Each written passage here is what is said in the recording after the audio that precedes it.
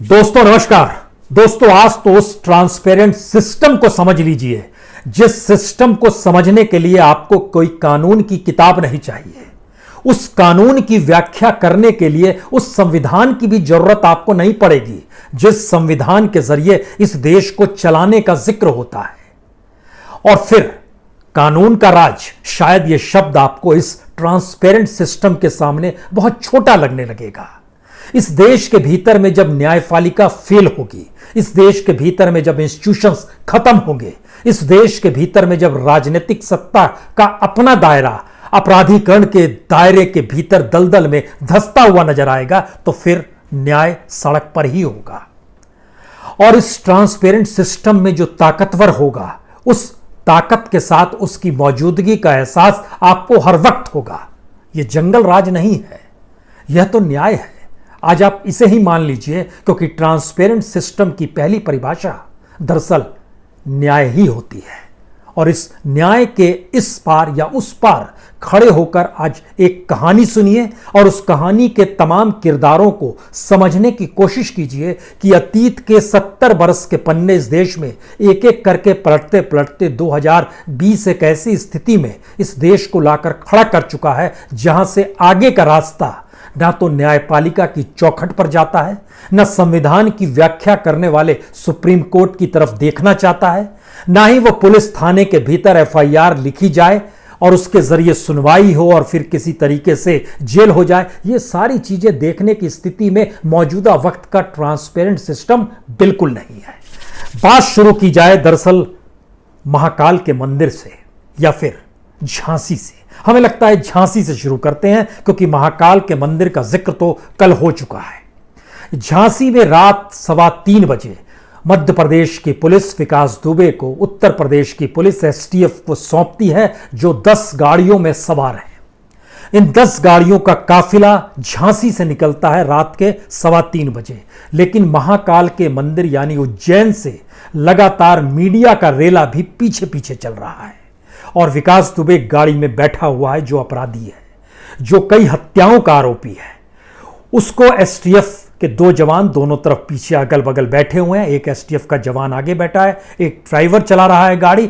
आगे 4 गाड़ियां हैं, पीछे 5 गाड़ियां हैं, 10 गाड़ियों का काफिला और इन सब के पीछे मीडिया का एक काफिला। और इस चकाचौंध शोर हॉर्न के बीच लगातार गाड़ी चली जा रही है। कोई सो नहीं रहा है, किसी की आंखों में कोई झपकी नहीं है, चाहे वो पुलिस वाला हो, चाहे एसटीएफ हो, चाहे मीडिया हो। और इन सब के बीच जिसके ऊपर सबकी नजर है वो विकास दुबे क्यों ना हो। लेकिन जैसे ही कानपुर के दरवाजे तक पहुंचने की स्थिति आती है, तो वहां पर कानपुर देहात बॉर्डर है, एक रायपुर बॉर्डर, और ये तकरीबन उस कानपुर की जुडिशरी से 19 किलोमीटर ठीक पहले पहुंचता है। वहां पर एक टोल नाका भी है, और उस नाके में जहां से आप इंटर करते हैं कानपुर देहात की सीमा के भीतर में, वहां पर भौती का इलाका है। उस इलाके तक पहुंचते पहुंचते तमाम गाड़ियां रुकती हैं कुछ सेकंड्स के लिए, और उसके बाद गाड़ियों का काफिला आगे बढ़ता है। उन गाड़ियों के काफिले में एक एक करके सारी गाड़ियां आगे बढ़ती है। एक गाड़ी रुकी रह जाती है, उसके पीछे मीडिया की गाड़ी है। उस एक गाड़ी के रुकने के पीछे ही मीडिया की गाड़ी है। सभी को रोक दिया जाता है, बैरिकेड्स लगाए हुए हैं, पुलिस की मौजूदगी है, शायद कोई जांच हो रही हो, क्योंकि आगे एक वो गाड़ी है जो कि उत्तर प्रदेश पुलिस की गाड़ियों के काफिले में शामिल थी। तो जाहिर है मीडिया भी देखती है, सुबह 6:15 का वक्त है, क्या फर्क पड़ता है? कोई फर्क नहीं पड़ता है, गाड़ियां रुक गई है, हो सकता है आगे जाने में कुछ जांच हो रही हो, परखा जा रहा हो। लेकिन 5 मिनट के बाद सबको लगता है कुछ है, क्योंकि आगे की गाड़ियां तो नजर नहीं आ रही हैं। हर कोई उतरता है, देखता है, बैरिकेड लगा हुआ है, पता करता है, पता चलता है काफिला तो जा चुका है।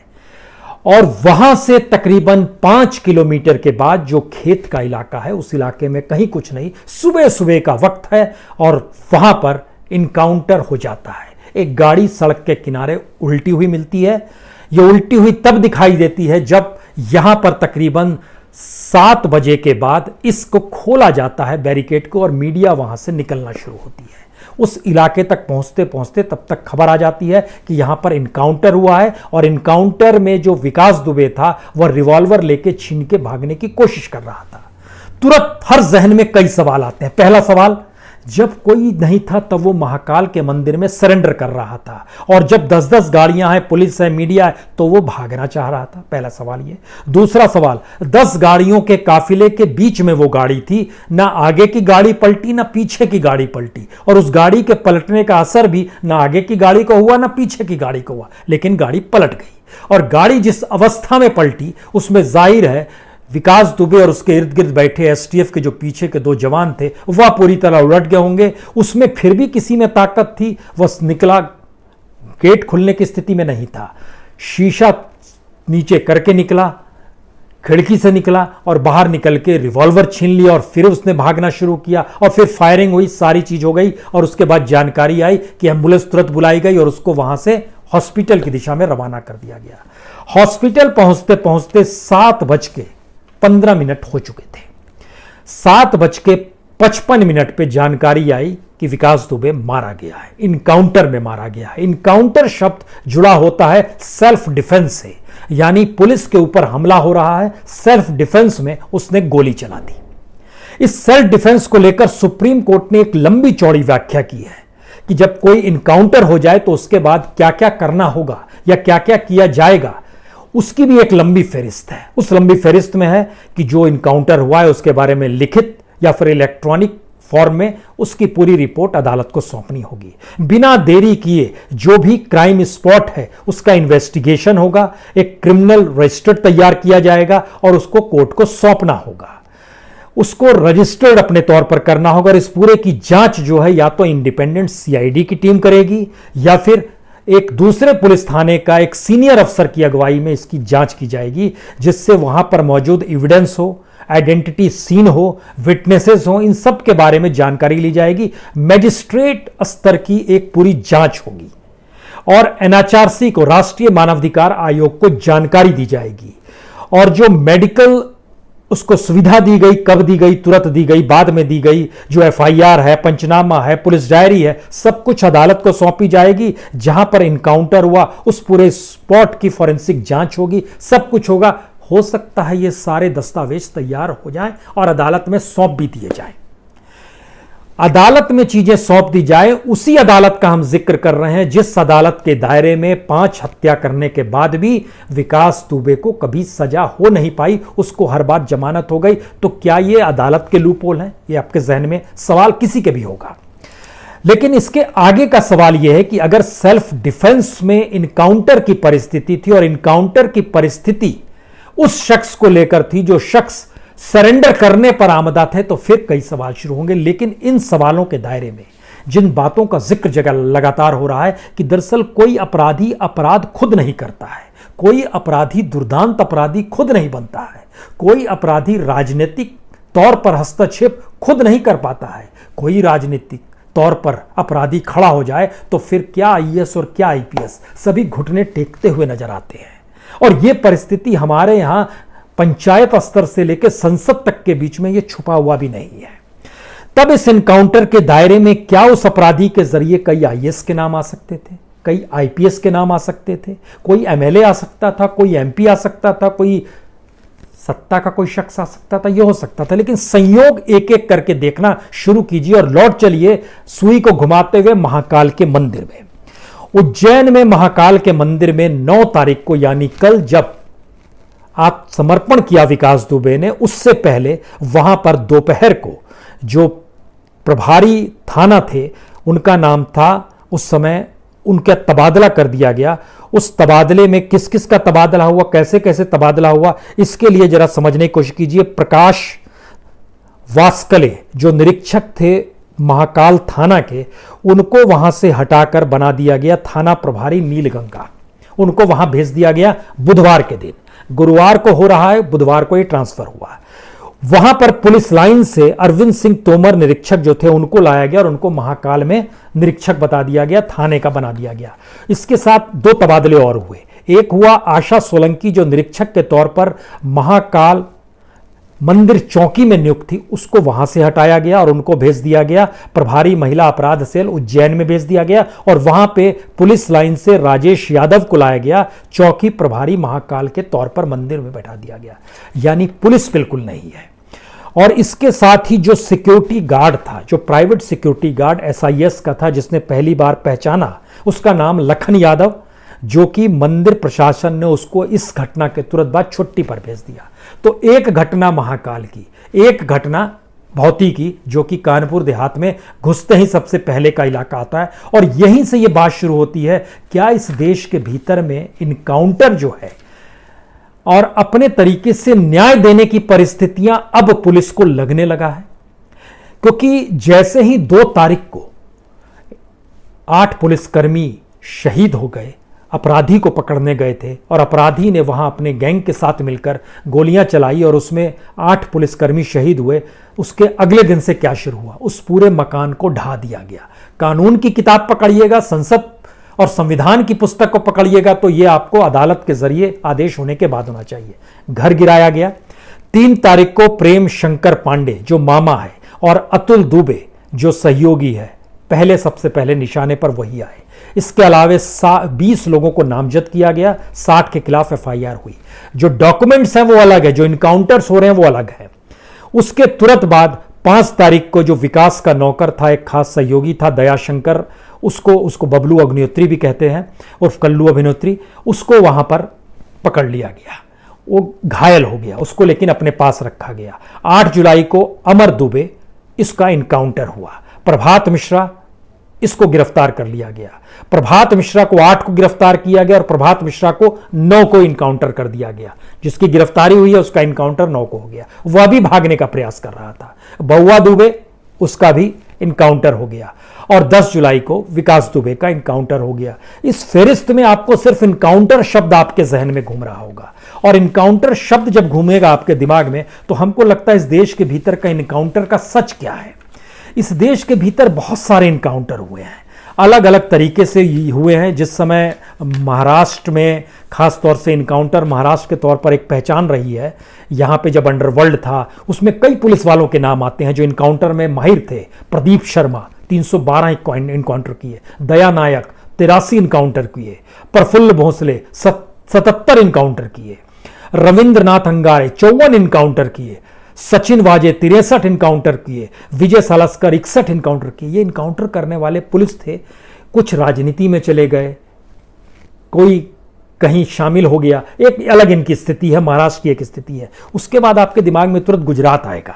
गुजरात में इनकाउंटर जिनका हुआ 2002 गुजरात राइट्स के बाद से 2007 तक के बीच में, आपको चाहे अनचाहे 4 नाम याद तुरंत आएंगे। पहला नाम सादिक जमाल 2003 में, इसका इनकाउंटर। उसके बाद इशरत जहां 2004, इसका इनकाउंटर। सोहराबुद्दीन शेख 2005, इसका इनकाउंटर। 2006 में तुलसीराम प्रजापति, इसका इनकाउंटर। आपके ये जहन में तुरंत आएगा। आपको याद होगा पंजाब में भी 1984 के बाद से एक इनकाउंटर का सिलसिला शुरू हुआ था। आतंकवाद वहां पर था माना जा रहा था, और 1984 से 1995 तक खूब इनकाउंटर हुए। इस प्रोसेस में जब आप आगे बढ़िएगा तो आपके दिमाग में आएगा 2017 में जब उत्तर प्रदेश के मुख्यमंत्री योगी आदित्यनाथ बने तो उन्होंने एक क्लीन ऑपरेशन शुरू किया, और इस क्लीन ऑपरेशन का मतलब था अपराधियों को खत्म कर देना। और 2017 के मार्च में शपथ लेने के बाद जो इनकाउंटर का सिलसिला शुरू हुआ वह 2019 के मई तक का डाटा बतलाता है कि 5178 इनकाउंटर यूपी में हुए, 113 लोग मारे गए, 1859 लोग घायल हुए। और ऐसा नहीं है कि पुलिस घायल नहीं हुई, 642 पुलिसकर्मी भी घायल हुए। लेकिन यह इनकाउंटर इससे पहले का है।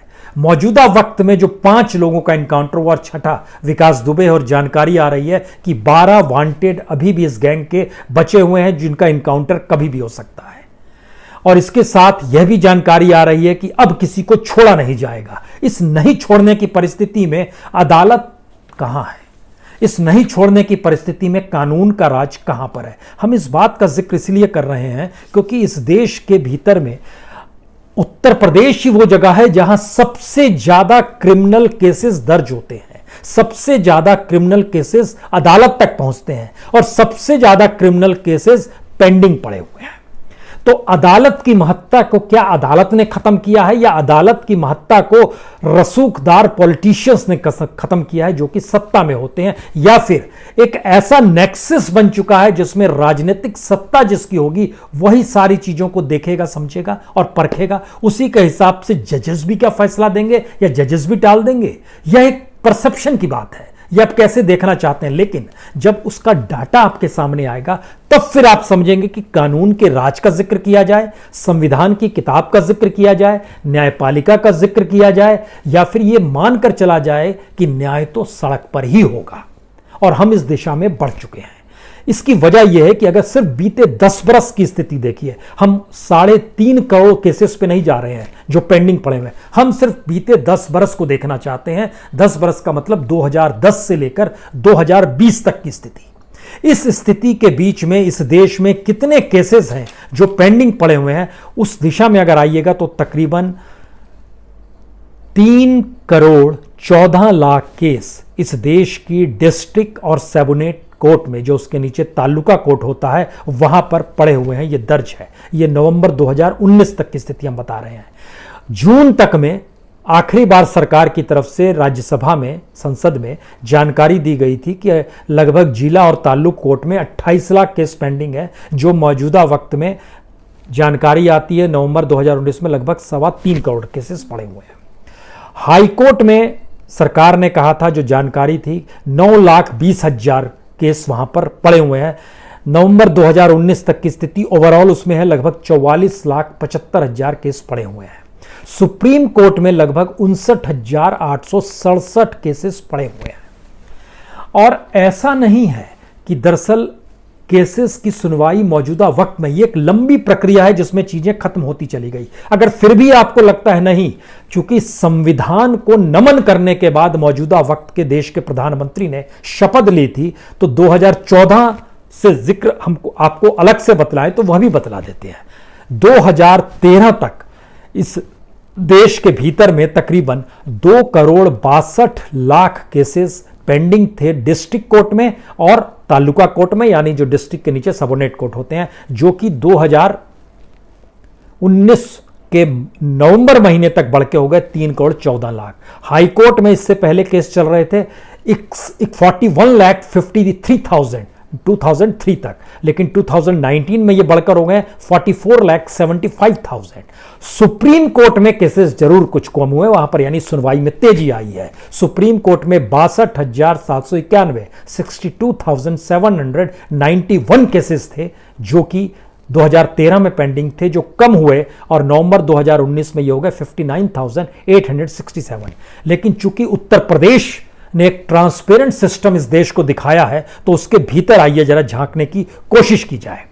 इस देश का सच यह है कि इस देश के भीतर में जितने भी केसेस होते हैं, उत्तर प्रदेश में सबसे ज्यादा केस पेंडिंग नजर आएंगे। और सुप्रीम कोर्ट ने पिछले दिनों ही, जून के महीने में ही, Allahabad high court, Rajasthan high court, Madhya Pradesh, Patna, Orissa, Rajasthan और मुंबई हाई कोर्ट को एक नोटिस भी दिया था कि आप चीजों को जल्दी से सुनवाई कीजिए, आगे बढ़िए। लेकिन सुनवाई कीजिए और आगे बढ़िए ये कहने से तो होगा नहीं। इसके लिए आपको इंफ्रास्ट्रक्चर चाहिए, इंफ्रास्ट्रक्चर के लिए पैसा चाहिए। कुछ पैसा भी रिलीज किया गया, लेकिन इतना नहीं। कुछ भर्तियां भी करनी होंगी, लेकिन भर्तियां भी इतनी नहीं की गई जिससे कि चीजें और जो कंप्यूटराइजेशन होता है वह भी हमारे डिस्ट्रिक्ट और तालुका कोर्ट में बड़ी धीरे रफ्तार से हुआ है। 2013 तक 13,672 कोर्ट थे जिसमें था, उसके बाद 16,845 कोर्ट हो गए। लेकिन इस देश में कोर्ट्स की तादाद कई गुना ज्यादा है इससे। लेकिन बहरहाल इसके भीतर आइए, जो क्रिमिनल केसेस चल रहे हैं इस देश के भीतर में, लगभग 1.25 लाख क्रिमिनल केसेस पेंडिंग पड़े हैं, बाकी सिविल केसेस हैं।